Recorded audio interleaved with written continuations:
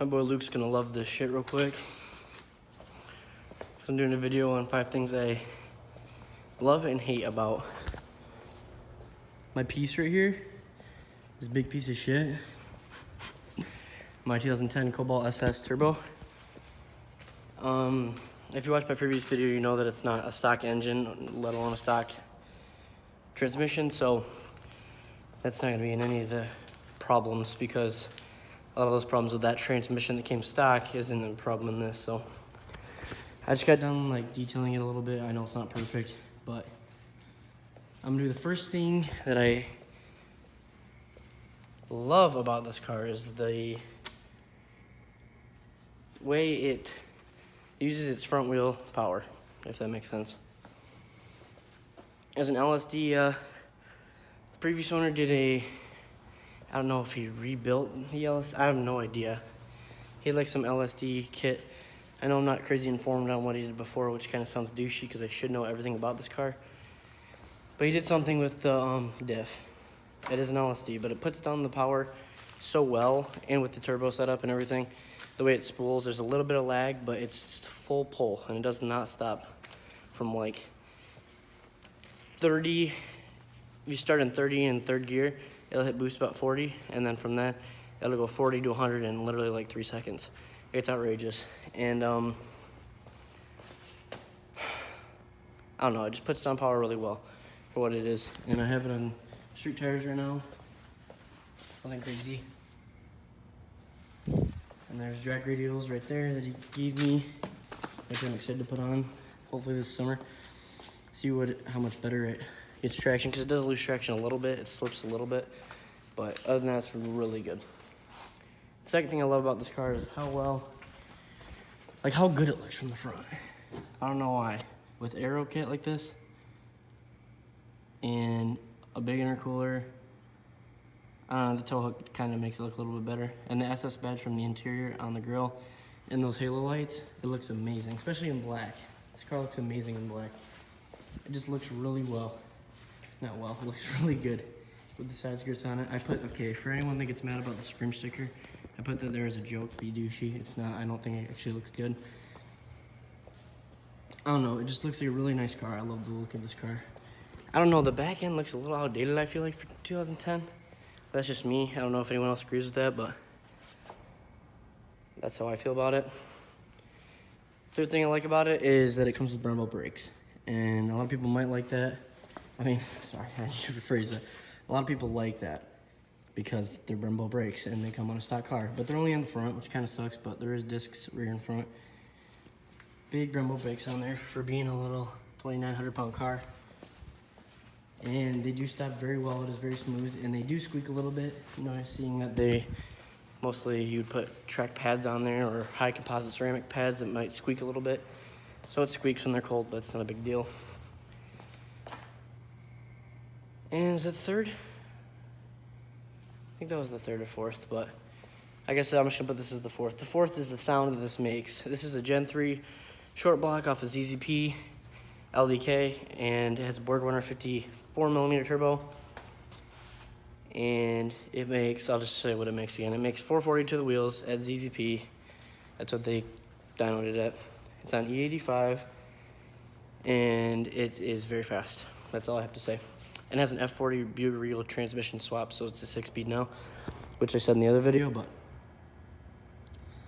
yes, this thing sounds amazing. I will put an exhaust clip in right now.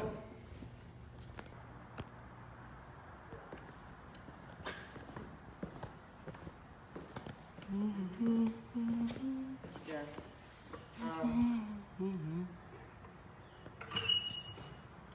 Actually, I just took a couple. He did. But this is the quick ass video. This is the end of it, Mountain. So this is the end of this. More reviews to come on the Cobalt SS though. Yeah. Be coming soon though. Be coming hella soon. So I see you soon. So as you can see, it sounds really nice. It's really poppy, and it backfires because the no lift shift is inverted because it has a watt box that needs to be programmed right. So when I do no lift shift, it cuts fuel and then dumps fuel in there, and it shoots the biggest backfire in the world. And I need to get it on video It's probably not good for the engine, but it's the loudest backfire I've ever heard, and it shoots a flame. Seriously, out to like here. I'm being dead ass. It shoots literally a huge flame. Okay, so now the fifth thing that I love about this car is the practicality of it, because I use this as a daily driver for the most part since I bought it, and it's very nice. It has enough room in the back for other people, which, I mean, it's a coupe, so you're gonna have to use this, but seats frontwards. But other than that, it's really actually pretty roomy in here. It's not crazy tight. The seats are amazing with leather on the outside, the Alcantara, and then the mesh, and then nice little tiny bucket seats back there, which are fun. They're fun to sit in. It's fun to be in the back of this car. It feels like a little roller coaster. So yeah, that's 5 things that I love about this car. And I'll go to the 5 things I hate about this car. Trying to think what I should do as the first one. The first thing I hate about this car, actually the main first big thing that I hate about this car, is how axles are shitty. And this has a different engine and a different tranny. So the driver's side axle is a shorter length, and it creaks and it cracks and it sounds horrible, and I need to get it fixed. So that's one thing that I guess with my car, at least, because I know some people don't have axle issues, but I know every one of these cars has axle issues at one point if you lower it just the slightest bit or put any more power into it. So that's the first thing, getting that out of the way. Second thing, on my specific car, not a big deal, just need to fill this up, is my cracked windshield. I know it's not a big deal, but it's just a pain because it's like $250, $300 to get a new windshield, which kind of sucks. And I don't know, that's just me. So the third thing that I don't necessarily like about this car is that it's front wheel drive, and that's a big thing for everyone. Because this could have been all wheel drive, it's a great platform. The Ecotec engine is a great engine. So if it could have been rear wheel drive, if it was rear wheel drive, oh my God, that'd be so perfect. So rear wheel drive would have been sick. All wheel drive would have been even cooler. And I like Japanese cars, which is weird. I never thought I would buy a front wheel drive, let alone a Chevy car, and I did, and I'm in love with it. So I love this car. It's hard to say a lot of things I don't like about it, but there's a couple. So fourth thing I don't like about it is, I guess, the taillights.